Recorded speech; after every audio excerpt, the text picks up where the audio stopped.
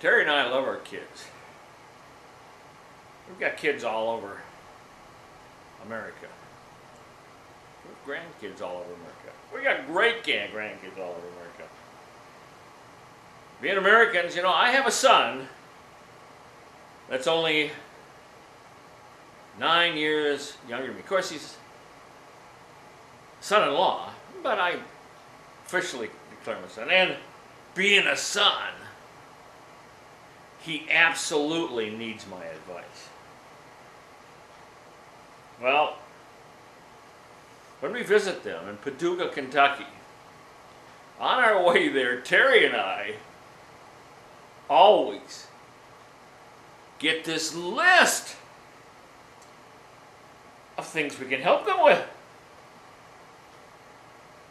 Then we take that list and we cut it down because it's just too many things to cover in a short period of time. Then we cut it down more so we can have some fun. Parents have to do that, you know. Well, the way I get good information for help is I sit in the office that Rick and Melinda have. Now, Rick has built a huge oil refinery and reclamation area. And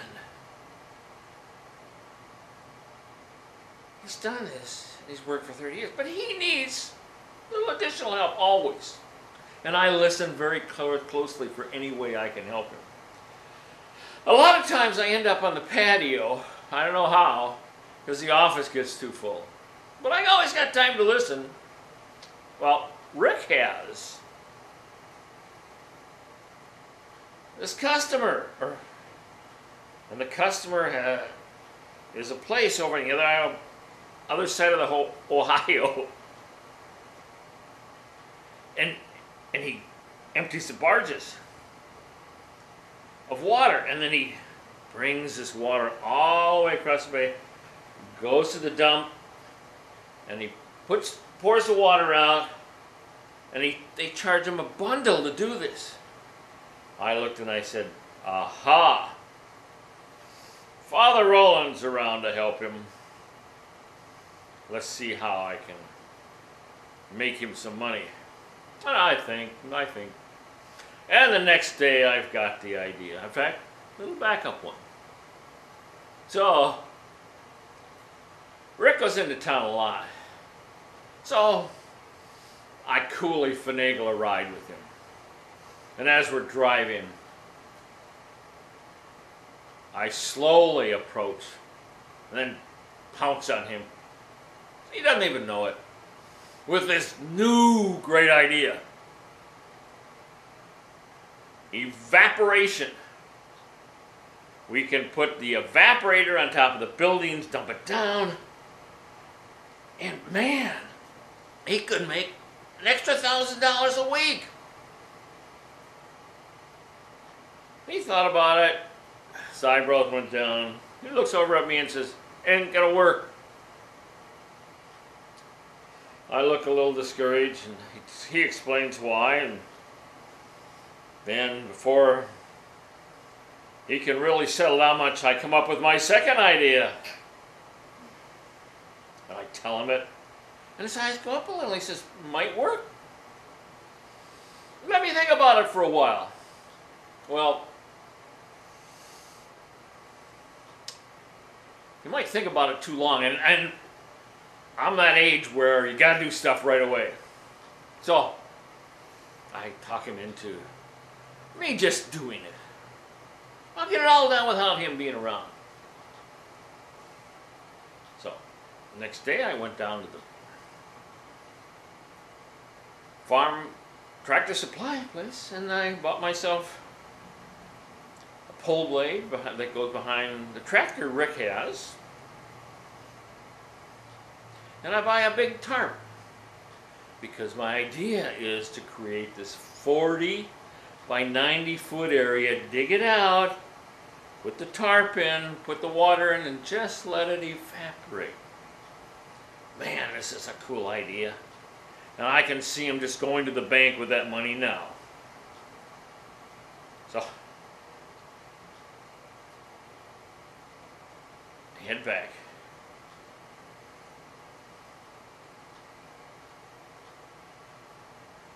And the next day, I get up real early, get all my farm clothes on, my coveralls, okay, and my old boots.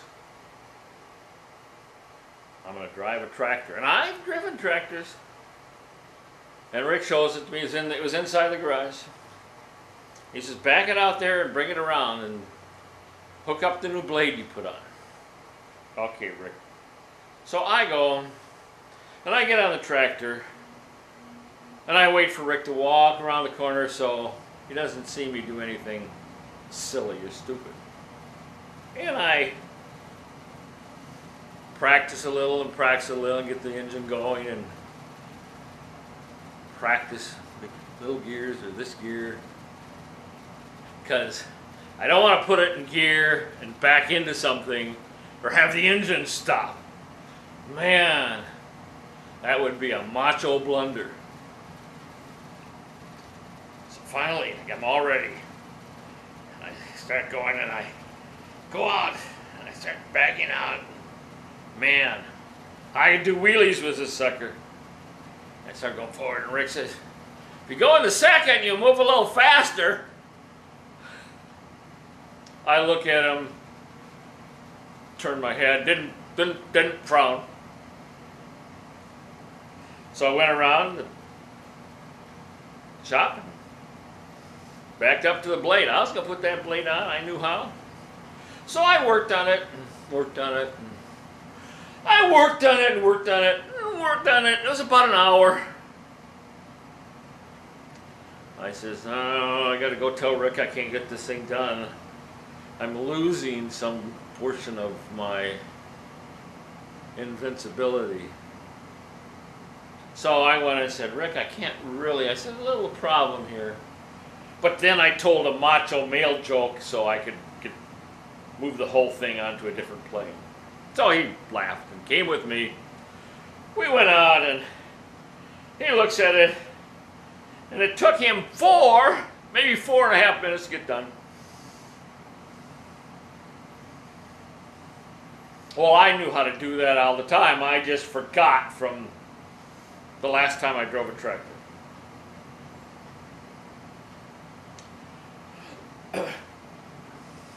Got on this tractor. Rick went back, he took off and smiled back and said, have a good time, Roland. I says, it's Dad. Have a good time, Dad. He laughed and walked out. Oh, so I took off, went out there, and I drove into the field, and I said, I looked down, I says, oh, there's getting water around the wheels. Huh. Oh, that shouldn't bother any. They're tractors. They do that all the time.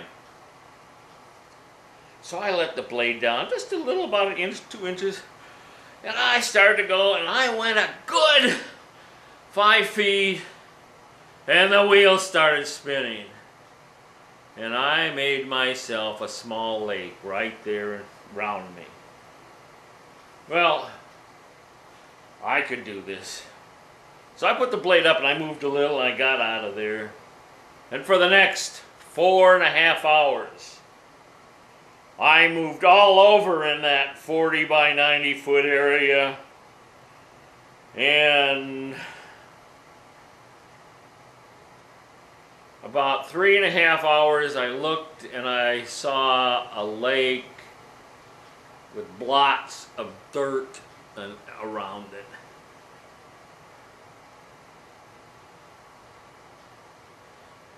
I figured my time as an evaporation farmer were diminishing here.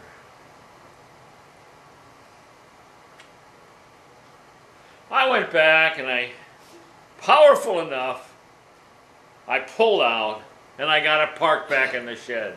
I was even able to get the blade off. I went back to Rick and said, Rick, how much did it rain the last few weeks before I arrived? Oh, every day, Roland. Why do you ask? Oh, well, You know that 40 by 90 plot out there? It's going to be great for raising frogs. He goes out with me and he looks at it and he laughs. And he says, oh, we're just going to have to wait for it to dry out, Dad. I looked at him and I said, sure, son.